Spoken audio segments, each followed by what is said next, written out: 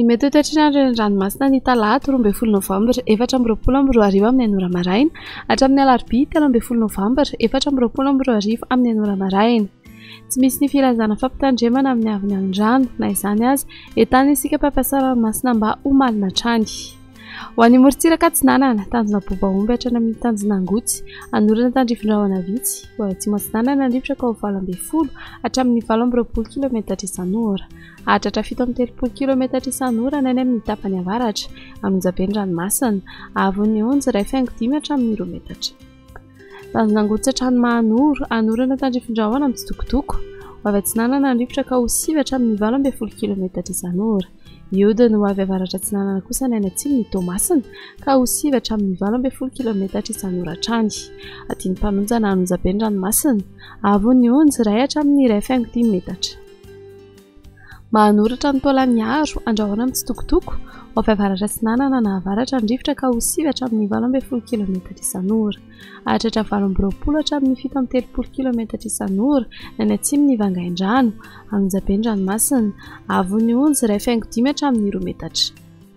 Taolagnaro hatrany amin'ny tanjona Vohimena, Omaina amin'ny Akabeny, ho avy atsimon'ny rivotra ka ho 9 hatramin'ny 12 km isan'ora. Anonjaben'ny ranomasina, Avon'ny Onjy 1.5 hatramin'ny 2 metatra.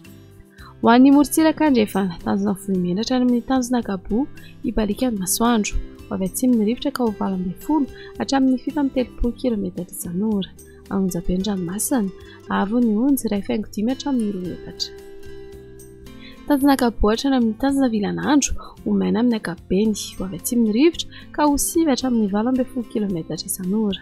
Hahatratra 12 km isan'ora indraindray, adiny mpanonja ranomasina, Avon'ny Onjy 8.5 hatramin'ny 2 metatra. Tanjona Vilanandro hatrany Analalava, anorana tandrifindrahona Mahalana ny Vaomaraina, ho avy Atsinanana andrivotra ka ho 9 hatramin'ny 12 km isan'ora. Ho avy andrefana kosa ny Atoandro ka ho 12 hatramin'ny 12 km isan'ora.